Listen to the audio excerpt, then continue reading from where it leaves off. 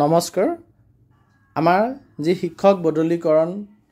portal সেই portal আনুষ্ঠানিকভাৱে অহা কাইলৈৰ পৰা অৰ্থাৎ 18 মাৰ্চৰ পৰা খোল খাব আৰু এপ্ৰিলৰ 30 তাৰিখলৈকে ইয়াত আমি আবেদন কৰিব পাৰিম এই অনলাইন ট্ৰান্সফাৰ পৰ্টেলটি কিদৰে পৰিচালিত হ'ব তাৰ এছঅপিও প্ৰকাশ পাইছে ষ্টেণ্ডাৰ্ড অপাৰেটিং প্ৰচিডিউৰ প্ৰকাশ পাইছে তাৰ বিষয়ে মই আপোনালোকক আজি ডিসকাস কৰিব ওলাইছো প্ৰথমটোৱে হ'ল যে ডিফাৰেন্টলি এবল অৰ্থাৎ দিব্যাংগসকলৰ বাবে 2 বছৰৰ সাৰ্ভিস হলে একেখন জিলাত 2 বছৰৰ সাৰ্ভিস থাকিলে তেওঁলোকক প্ৰিফাৰেন্স দিয়া হ'ব অগ্ৰাধিকাৰ দিয়া হ'ব আৰু এই ডিফাৰেন্টলি এবলৰ ক্ষেত্ৰত পুৰুষ ডিফাৰেন্টলি এবলতকে মহিলা ডিফাৰেন্টলি এবলক অগ্ৰাধিকাৰ দিয়া হ'ব আৰু এই ক্ষেত্ৰত যি ডিসেবিলিটি পাৰ্সেন্টেজ থাকে কিমান শতাংশ তেখেত দিব্যাংগ হয় হেতু কনসিডাৰ কৰা যাব আৰু সাধাৰণ শিক্ষকসকলৰ ক্ষেত্ৰত 10 বছৰ বা তাতকৈ অধিক এটা জিলাত জনে কৰ্মৰত হৈছে তেওঁলোকক অগ্ৰাধিকাৰ দিয়া হ'ব আৰু 10 বছৰৰ অধিক কাৰ্যকালৰ ক্ষেত্ৰত যাৰ কাৰ্যকাল লংগাৰ পিৰিয়ডৰ কাৰণে আছিল মানে এজনৰ যদি 12 বছৰ এজনৰ যদি 15 বছৰ তেতিয়ালে 15 বছৰ জনক কম পিৰিয়ডত থকা জনতকে অৰ্থাৎ 12 বছৰ কাৰ্যকাল বহি ডিস্ট্ৰিক্টত কৰা জনতকে অগ্ৰাধিকাৰ দিয়া হ'ব আৰু একেদৰে দিব্যাংগসকলৰ নিচিনাকে এজন পুৰুষ 10 বছৰ কাৰ্যকাল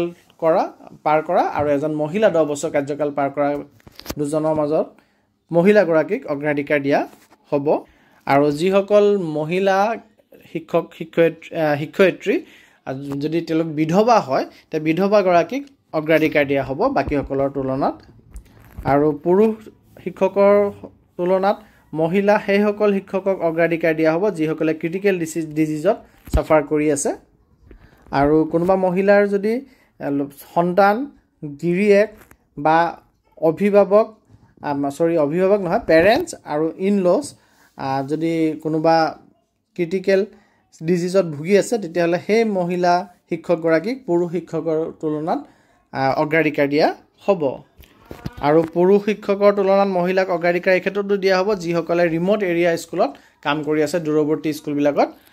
কাম কৰি আছে আৰু মহিলা শিক্ষক এগৰাকীৰ যদি পুৰুষজন গভৰ্ণমেণ্ট সাৰ্ভিসত আছে স্বামীজন তেতিয়াহলে সেই স্বামীজন যত কাম কৰি আছে গভৰ্ণমেণ্ট সাৰ্ভিসত আছে তাৰ নিয়াৰেষ্ট প্লেস বা সেই ঠাইডোখৰত ট্ৰান্সফাৰ দিয়া ক্ষেত্ৰত মহিলা শিক্ষয়িত্ৰী গৰাকীক অগ্ৰাধিকাৰ দিয়া হ'ব পুৰুষ শিক্ষকজনৰ তুলনাত আৰু যেতিয়া বয়সৰ কথা আহিব সিনিয়ৰিটি কথা আহিব তেতিয়া সাৰ্ভিস সিনিয়ৰিটিটোক প্ৰিফাৰেন্স দিয়া হ'ব জুনিয়ৰতকে সিনিয়ৰজনে অগ্ৰাধিকাৰ পাব আৰু এজ তাৰ পিছত এজ সিনিয়ৰিটিটো চোৱা যাব আৰু হেমতে অগ্ৰাধিকাৰ দিয়া হ'ব আৰু মিউচুৱেল ট্ৰান্সফাৰৰ ক্ষেত্ৰত ক্যাটেগৰী টিচাৰৰ ক্যাটেগৰী একে হ'ব লাগিব মিডিয়াম একে হ'ব লাগিব আৰু শিক্ষক গৰাকীৰ L1 অৰ্থাৎ ল্যাঙ্গুৱেজ 1 মাতৃভাষা একে হ'ব লাগিব এই কথাটো ইয়াত উল্লেখ কৰিছে আৰু কোনোবা শিক্ষক যদি মিসমেটছত ল্যাঙ্গুৱেজ বেলেগ ল্যাঙ্গুৱেজ বা মিডিয়াম ইনষ্ট্ৰাকচন বেলেগ থকা বিদ্যালয় এটাত এপইন্ট হৈ গৈছে তেতিয়াহলে তেখেতৰ 10 বছৰৰ যি ৰিকুৱাৰমেন্ট আছে 10 বছৰ কাৰ্যকাল হ'ব লাগিব বুলি হেতু তেওঁলোকক প্ৰয়োজন নহব মানে আপুনি যদি আসামিজ মিডিয়াম টিচাৰ হৈ পেলাই বেঙ্গলী মিডিয়াম স্কুল এখনত এপইন্টেড হৈ গৈছে তেতিয়াহলে আপোনাৰ 10 বছৰৰ কোনো প্ৰয়োজন নাই কাৰ্যকাল হোৱাৰ আপুনি ট্ৰান্সফাৰ প্ৰিফাৰেন্স পাব বা ট্ৰান্সফাৰ পাব আৰু এজন শিক্ষকে এবাৰ যদি ট্ৰান্সফাৰ লৈ লয় সেই যে মিউচুৱেল ট্ৰান্সফাৰে হওক বা সিঙ্গল ট্ৰান্সফাৰে হওক তেতিয়াহলে তেখেতে এটলিষ্ট 2 বছৰৰ কাৰণে তেখেতক আকৌ ট্ৰান্সফাৰ নিদিবও পাৰে ডিপাৰ্টমেন্টে ডিসিশন লবটো দিবনে নিদিবও পাৰে ইয়াত মে নট বি ট্ৰান্সফাৰ্ড বুলি উল্লেখ আছে গতিকে তেখেতে নিজাববীয়া ডিমান্ড কৰিব নোৱাৰিব আকৌ এবাৰ ট্ৰান্সফাৰ বিচাৰি পেলাই আৰু এজন শিক্ষকে যদি ইন্টাৰে হওক বা ইন্ট্ৰা ডিস্ট্ৰিক্টে হওক ট্ৰান্সফাৰৰ কাৰণে এপ্লাই কৰি থৈছে তেতিয়াহলে সেই ট্ৰান্সফাৰ তেখেতে যোনটো এপ্লাই কৰিছে হেতু ডিসপোজ অফ নোহোৱালৈকে অৰ্থাৎ হেতু একসেপ্টে হওক বা ৰিজেক্টেড হওক ফাইনাল ডিসিশনটো নাহালৈকে তেখেতক ৰেশনালাইজেচনৰ আন্ডাৰত প্লেস কৰিব নোৱাৰিব অৰ্থাৎ তেখেতক ৰেশনালাইজেচনৰ আন্ডাৰত বেলেগ বিদ্যালয়লৈ বদলি কৰি দিব নোৱাৰিব আৰু কোনোবা শিক্ষক যদি ডিফিকাল্ট এৰিয়াছত কাম কৰি আছে ঘৰৰ পৰা দূৰত ডিফিকাল্ট এৰিয়াত যেবিলাক অকন মানে দূৰৱৰ্তী অঞ্চল অকনমান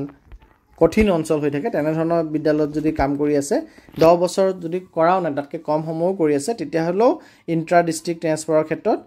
তেওঁলোকক কনসিডাৰ কৰিব পৰা যাব বুলি উল্লেখ কৰিছে শিক্ষকৰ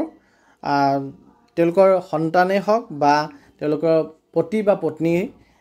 কিবা সিৰিয়াছ ডিজিজত ভুগি আছে আৰু যাক স্পেচিয়েল আৰু ফ্ৰিকুৱেণ্ট মেডিকেল কেয়াৰৰ প্ৰয়োজন ঘনাই মেডিকেল কেয়াৰৰ প্ৰয়োজন হয় আৰু যাৰ কণ্ডিশ্যন লাইফ থ্ৰেটেনিং হয় তেনেধৰণৰ শিক্ষকসকলে তেওঁলোকৰ যি এপ্লিকেশ্যন 10 বছৰ যদি তেওঁলোকৰ ছাৰ্ভিচ হোৱাও নাই তথাপিও ষ্টেট লেভেল কমিটিয়ে কনচিডাৰ কৰিব পাৰে বুলি এই এছঅপিত উল্লেখ কৰিছে আৰু যদিও সেকেন্ডাৰী স্কুলৰ ক্ষেত্ৰত পিপল টিচাৰ ৰেচিও 40:1 হয় কিন্তু এই ৰেচিওটো আমি সাবজেক্ট ওয়াইজ হে কনচিডাৰ কৰা হ'ব বুলি ইয়াত উল্লেখ কৰিছে আৰু প্ৰতিটো সাবজেক্টৰ ক্ষেত্ৰত ডিস্ট্ৰিক্ট পিটিআৰ যোনটো থাকিব হেতু ৰেচনেলাইজেশ্যন বা ট্ৰান্সফাৰৰ ক্ষেত্ৰত should be taken into account তাক গণ্য কৰিব লাগিব আৰু আপাৰ প্ৰাইমেৰী স্কুলৰ ক্ষেত্ৰত সিঙ্গল ট্ৰান্সফাৰ সাবজেক্ট টিচাৰ সকলৰ নহব যোনবিলাক সাবজেক্ট টিচাৰ ইয়াত উল্লেখ কৰিছে science maths graduate teacher Hindi teacher classical teacher Sanskrit teacher Arabic teacher তেওঁলোকৰ shall be considered for single transfer no single subject teacher তেওঁলোক যদি সিঙ্গল হৈ থাকে তেতিয়া হলে তেওঁলোকক সিঙ্গল ট্ৰান্সফাৰৰ কাৰণে কনসিডাৰ কৰা না যাব আৰু যি সকল ইনচাৰ্জ প্ৰিন্সিপাল বা হেড টিচাৰ হৈ আছে সেই সকলক ৰেচনেলাইজ বা ট্ৰান্সফাৰৰ ক্ষেত্ৰত গণ্য কৰা না যাব should not be rationalize or transfer কৰা নহব কৰিব পাৰিব এটা হেইতে পাৰিব prior approval of from the appointing অথৰিটিৰ পৰা আগতীয়াকৈ অনুমতি ল'ব লাগিব আৰু যি সকল শিক্ষক টি ট্ৰাইব কমিউনিটিৰ পৰা চাহ জনগোষ্ঠীয় কমিউনিটিৰ পৰা আহিছে সেই সকলক যদি তেওঁলোকে টি গাৰ্ডেন এৰিয়াত স্কুলতে কাম কৰি আছে তেতিয়াহলে তেওঁলোকক ট্ৰান্সফাৰৰ কাৰণে গণ্য কৰা না যাব তেওঁলোকক ট্ৰান্সফাৰ কৰা না যাব বুলি ইয়াত উল্লেখ কৰিছে আৰু ইন্টাৰ ডিস্ট্ৰিক্ট সিঙ্গল ট্ৰান্সফাৰ অকল ল পিটিআৰ ডিস্ট্ৰিক্টৰ পৰা হাই পিটিআৰ ডিস্ট্ৰিক্টলৈ হে হ'ব হাই পিটিআৰ ডিস্ট্ৰিক্টৰ পৰা ল পিটিআৰ ডিস্ট্ৰিক্টলৈ সিঙ্গল ট্ৰান্সফাৰ এলাউ কৰা না যাব আৰু ইয়াতে উল্লেখ কৰিছে যে যদি এপ্লিকেশন পৰিছে দুজন বা তাতকৈ বেছি শিক্ষকৰ আৰু তেওঁলোকে প্ৰত্যেকে সমানে যিখিনি ক্ৰাইটেৰিয়া বা এলিজিবিলিটি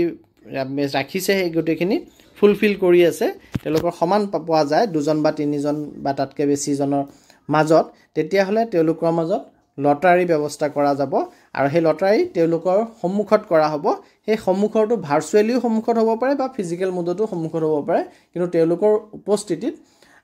লটাৰী কৰি পেলাই তাৰে যদি এজনক বাছনি কৰিবলগীয়া হয় তেতিয়াহলে সেই এজনক বাছনি কৰা যাব ধন্যবাদ